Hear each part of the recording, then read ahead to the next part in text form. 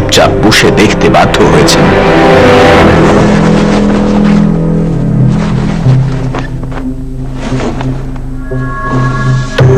Sputnik তৈরির উত্তরে রাষ্ট্রপতি আইজেনহাওয়ার ঘোষণা করলেন যে আমেরিকা তাদের নিজস্ব উপগ্রহ উৎক্ষেপণ করবে, কিন্তু ভন ব্রাউন সেটা করবেন না।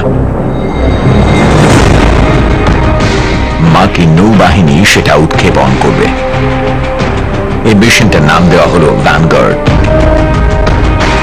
এটা আমেরিকার প্রথম সরাসরি জনসমক্ষে উৎক্ষেপণ, এবং সারা দুনিয়া এটা দেখবে।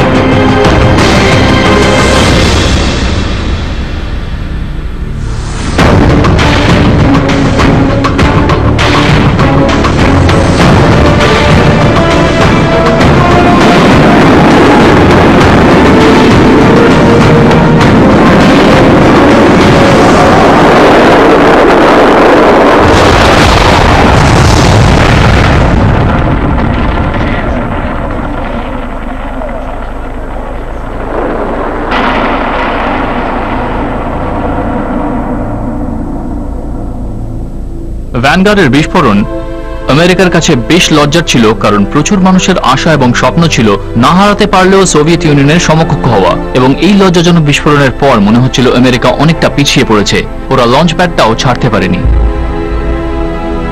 ভ্যানগার্ড বিপর্যয়ের পর আইজেনহাওয়ারের কাছে আর কোনো উপায় রইল না। আমেরিকাকে যদি সোভিয়েতদের সমকক্ষ হতে হয়, তাহলে তার প্রয়োজন ওয়ার্নার ভন ব্রাউনকে।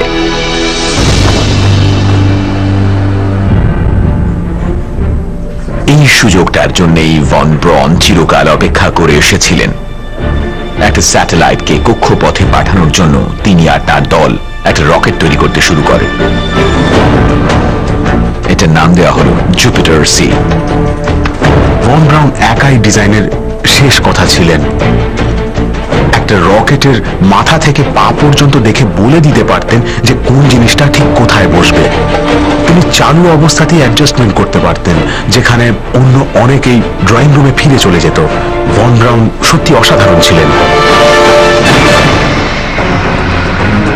মাত্র 5 সপ্তাহের মধ্যে ভন ব্রাউনের রকেট প্রথম মার্কিন স্যাটেলাইটকে কক্ষপথে পাঠানোর জন্য তৈরি হলো। সফল হলে তিনি অনভিজ্ঞ মার্কিন স্পেস প্রোগ্রামের হিরো হয়ে উঠবেন। কিন্তু যদি তিনি ব্যর্থ হন, তাহলে মার্কিন যুক্তরাষ্ট্র সোভিয়েতদের থেকে আরো পিছিয়ে পড়বে।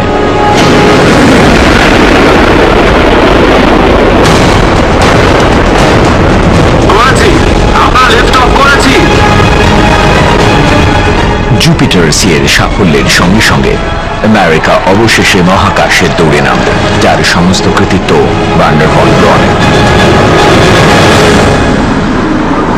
কিন্তু আমেরিকা বেশি দিন আনন্দ করতে পারল না,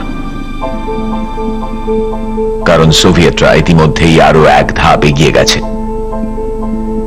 বেশ কয়েকটা সফল পরীক্ষার পর কোরোলেভ সেটা করার জন্য তৈরি, যার স্বপ্ন তিনি দেখে আসছিলেন মহাকাশে মানুষ পাঠানো। ভলস্টক 1, আপনাদের মধ্যে যাকে আমি বাঁচবো, এটা তাকে মহাকাশে নিয়ে যাবে। তবে আপনি ফিরবেন কিনা সেটা আমি বলতে পারবো না।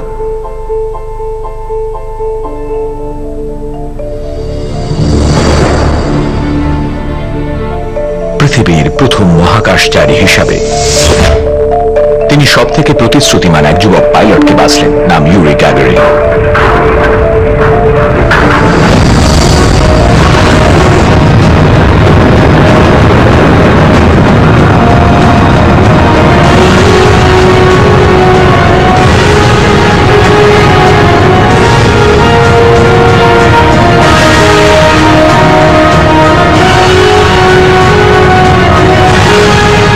প্রথমবারের জন্য একজন মানুষ পৃথিবীর সীমানা পেরিয়ে মহাকাশে চলেছেন।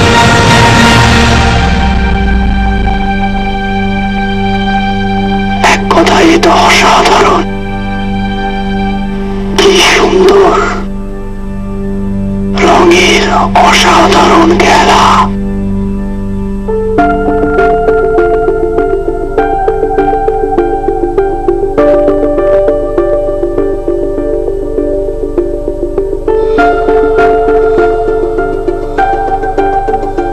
কল্পনা করতে পারছি না প্রথমবারের জন্য পৃথিবীকে দেখার অনুভূতিটা কেমন ছিল।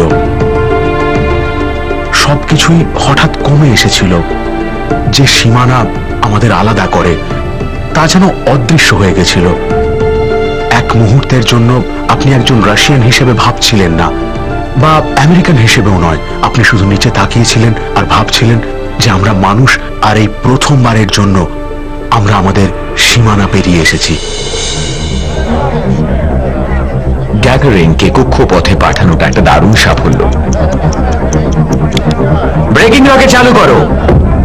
তবে তাকে ফিরিয়ে আনাটা খুব একটা সহজ নয়।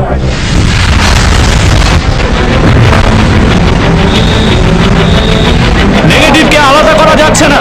আবার বলছি, নেগেটিভকে আলাদা করা যাচ্ছে না।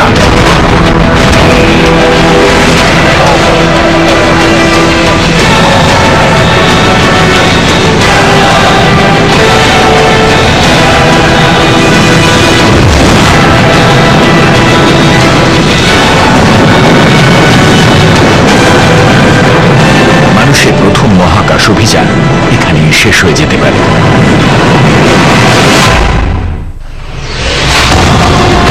কেউ নিশ্চিত যে তার পরিকল্পনাটা বেশি ভালো, কিন্তু সেটা প্রমাণ করার জন্য তাকে পৃথিবীর সব থেকে বিখ্যাত রকেট সায়েন্টিস্টের বিরুদ্ধে যেতে হবে।